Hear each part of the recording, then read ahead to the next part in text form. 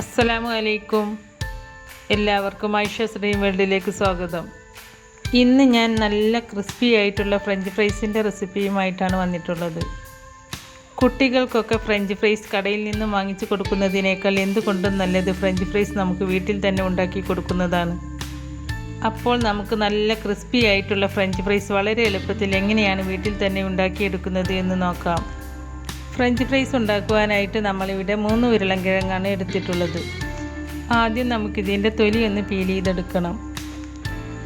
ഇതുപോലെ നീളത്തിലുള്ള വലിയ പൊട്ടാറ്റോ എടുക്കുകയാണെങ്കിൽ നമുക്ക് ഫ്രഞ്ച് ഫ്രൈസ് നല്ല പെർഫെക്റ്റായി കിട്ടും. പിന്നെ നിങ്ങൾ പൊട്ടാറ്റോ എടുക്കുമ്പോൾ നല്ല സ്റ്റാർച്ചുള്ള പൊട്ടാറ്റോ തന്നെ എടുക്കാൻ ശ്രദ്ധിക്കണം. ചില പൊട്ടാറ്റോ നല്ല മഞ്ഞ കളറിലായിരിക്കും ഇരിക്കുക. അതുകൊണ്ട് ഫ്രൈസ് ഉണ്ടാക്കുമ്പോൾ ചെറുതായിട്ട് ഒട്ടുന്ന രീതിയിലുള്ള ടെക്സ്ചർ ആയിരിക്കും. അതുകൊണ്ട് നല്ല സ്റ്റാർച്ചുള്ള നല്ല നീളത്തിലുള്ള പൊട്ടാറ്റോ എടുക്കുന്നതാണ് എപ്പോഴും നല്ലത്. അപ്പോൾ ഞാൻ ഈ പൊട്ടാറ്റോ നന്നായിട്ട് തൊലി കളഞ്ഞെടുത്തിട്ടുണ്ട്. ഇനി ഒരു പെർഫെക്റ്റ് ഷേപ്പ് കിട്ടാൻ വേണ്ടിയിട്ട് നമ്മൾ ഈ പൊട്ടാറ്റോ 4 സൈഡും ഇതുപോലെ ചെറുതായിട്ടൊന്ന് കട്ട് ചെയ്തെടുക്കുക. ഫ്രഞ്ച് ഫ്രൈസ് കറക്റ്റ് ഷേപ്പിൽ കിട്ടാൻ വേണ്ടിയിട്ടാണ് ഇങ്ങനെ കട്ട് ചെയ്ത് മാറ്റുന്നത്. ഇനി നമുക്ക് ഈ പൊട്ടാറ്റോ 1/2 ഇഞ്ച് മുതൽ 1 ഇഞ്ച് വരെ തിക്നെസ്സിൽ കട്ട് ചെയ്തെടുക്കാം. നല്ല മൂർച്ചയുള്ള നൈഫ് വെച്ച് കട്ട് ചെയ്യുമ്പോൾ ഇതുപോലെ പെർഫെക്റ്റായി കിട്ടും. അപ്പോൾ എല്ലാം ഇതുപോലെ കട്ട് ചെയ്തെടുക്കുന്നുണ്ട്. കട്ട് ചെയ്തെടുത്ത പൊട്ടാറ്റോ നല്ല തണുത്ത വെള്ളത്തിലിട്ട് നന്നായിട്ടൊന്ന് കഴുകിയെടുക്കണം. ഈ വെള്ളം നന്നായിട്ട് തെളിയുന്നത് വരെ 2-3 തവണ കഴുകിയെടുക്കുക. അപ്പോൾ അതിലുള്ള എക്സ്ട്രാ ആയിട്ടുള്ള സ്റ്റാർച്ചൊക്കെ ഒന്ന് പോയി കിട്ടും. ഫ്രഞ്ച് ഫ്രൈസ് നല്ല പെർഫെക്റ്റായിട്ട് ക്രിസ്പി ആയി കിട്ടാനാണ് ഇങ്ങനെ ചെയ്യുന്നത്. അപ്പോൾ ഞാനിത് 3 പ്രാവശ്യം വെള്ളം മാറ്റിയിട്ട് കഴുകിയെടുത്തിട്ടുണ്ട്.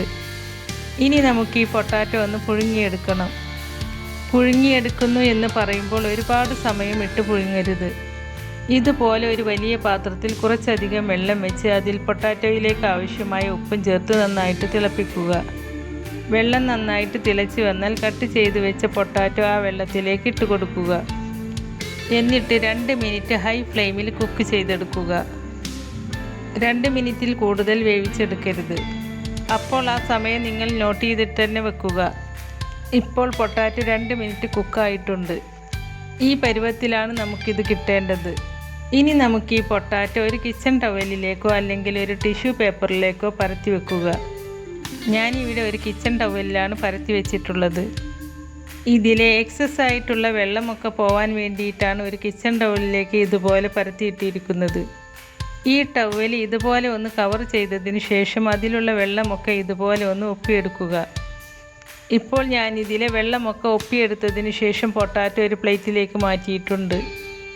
ഫ്രൈ ചെയ്യുന്നതിന് മുമ്പ് മിനിമം 30 മിനിറ്റെങ്കിലും പൊട്ടാറ്റോ ഫ്രീസ് ചെയ്തെടുക്കാനായിട്ട് ശ്രദ്ധിക്കുക. അപ്പോൾ ഞാൻ ഈ പൊട്ടാറ്റോ 1 മണിക്കൂർ തണുപ്പിച്ചെടുക്കാൻ വേണ്ടിയിട്ട് ഫ്രീസറിലേക്ക് മാറ്റുന്നുണ്ട്. ഇപ്പോൾ നമ്മൾ ഈ പൊട്ടാറ്റോ 1 മണിക്കൂർ ഫ്രീസ് ചെയ്തെടുത്തിട്ടുണ്ട്. ഇനി നമുക്ക് ഫ്രൈ ചെയ്ത് തുടങ്ങാം. ഫ്രൈ ചെയ്യാനായിട്ട് ഒരു ചീനച്ചട്ടി അടുപ്പത്ത് വെച്ച് അതിലേക്ക് ഫ്രൈ ചെയ്യാൻ ആവശ്യമായ സൺഫ്ലവർ ഓയിൽ ഒഴിച്ച് കൊടുത്തിട്ടുണ്ട്. ഫ്രഞ്ച് ഫ്രൈസ് എപ്പോഴും റിഫൈൻഡ് ഓയിലിൽ ചെയ്തെടുക്കുന്നതാണ് ഏറ്റവും നല്ലത്. ഈ എണ്ണ നന്നായിട്ട് ചൂടായിട്ട് വരുമ്പോൾ പൊട്ടാറ്റോ കുറേശ്ശെയായിട്ട് ഇട്ട് കൊടുത്ത് നല്ല ഹൈ ഫ്ലെയിമിൽ തന്നെ ഫ്രൈ ചെയ്തെടുക്കുക.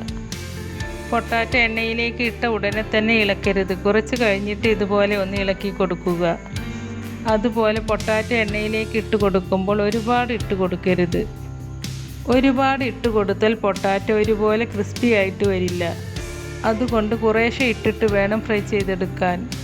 പൊട്ടാറ്റോ ഫ്രൈ ആയോ എന്നറിയാൻ നമ്മൾ ഇതുപോലെ ഒരു ചട്ടുകം വെച്ച് എടുക്കുമ്പോൾ തന്നെ അതിൻ്റെ ക്രിസ്പിനെസ് നമുക്ക് ഫീൽ ചെയ്യും.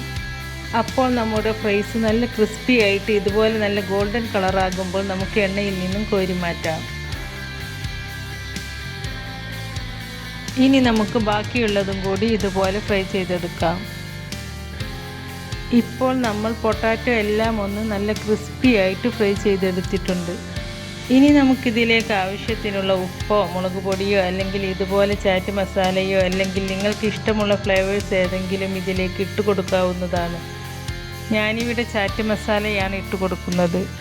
ചാറ്റ് മസാല ഇട്ട് കൊടുത്തതിന് ശേഷം നന്നായിട്ടൊന്ന് മിക്സ് ചെയ്തിട്ടെടുക്കുന്നുണ്ട്. അപ്പോൾ നല്ല പെർഫെക്റ്റ് ആയിട്ടുള്ള അതുപോലെ നല്ല ക്രിസ്പി ആയിട്ടുമുള്ള ഫ്രഞ്ച് ഫ്രൈസ് വളരെ സിമ്പിളായിട്ട് നമ്മളിവിടെ റെഡിയാക്കി എടുത്തിട്ടുണ്ട്.